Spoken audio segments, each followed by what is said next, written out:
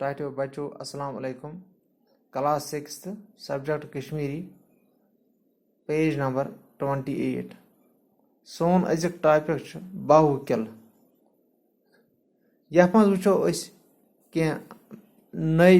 अल्फाज यम तुम आम पे वन तुम वर्तावस मज अनमत कह यानी इस्तेमाल कर्मत कह अत मज गए चकुल महफूज रज बुनियाद रश रावट वो करो लेसन शुरू दपान किल फौज बापत बनावन यवान किल युस हसा कुन जाय कह किल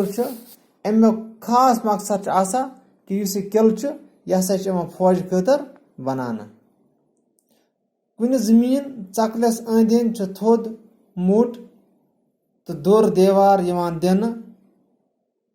अंदर अचन बापत दर दरवाज बनावन देवार बंदी करने पत अत जमीन चकलस पे मकान बनावन यमन मज बादशाह तो हाकिम रोजान तो ज्यादा खुद ज्यादा मकान फौज बापत बनावन दपा गए किल इस पे बनावन गए देवार अंद दिन तो देवार बंदी करने पत अत जमीन चकलस पे यानी अंद थोड़ा बाउंड्री बने वाल बने देवार बने तम पे अंदर अत मकान बनावान अत जमीन चकलस पे वारिया मकान बनावान यमन मज बादशाह रोजान तो बे बाकी मिनिस्टर्स या बादशाह सत बाकी दरबारस मज तम रोजान तिहद अयाल अत रोजान तो बे ज्यादा खुद ज्यादा छावनी ज्यादा खुद ज्यादा मकान फौज बापत बनाना दपान यमन किलन मज रोजित दुश्मन सद हमल नश फौज महफूज रोजान यानी ये दुश्मन करे हमल तो फौज हसा महफूज रोजान अमन किलन मज तिज किल अबूर कर तुम ये वो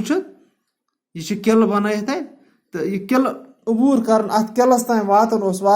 मुश्किल आसान जंगी जरूरत किन किलन अहमियत रोजम वह अगर वो दपा यमो किलन हसा जबरदस्त अहमियत जिस पे जंगी जरूरत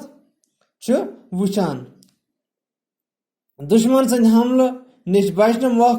तो दुश्मनस पे सहल पे गोल चलावन खतर किल वड्रन पे बनान दपान दुश्मनस पे नजर थान बापत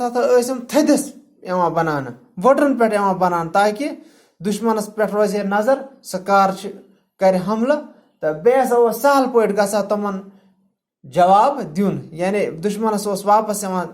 अटैक करनस मौक हमल करनस मौक तिज ये थजरस तो दुश्मन सैरस कुन आसान सैनिस रियासतस मज किल मत यमो मज वन तह मौजूद यम वह मज बाहू किल दपान सन रियासत जम्मू कश्मीर ये पथ काल किल ये पथ काल किल तो अमो मज हसा कह मौजूद तमो मज किल यथ बाहू किल नाव यानी यह लेसन यह अथ किलस मुतलिक बाहू किलस मुतलिक तो इंशाअल्लाह पगह परो अम ब्रोह कन अस्सलाम वालेकुम।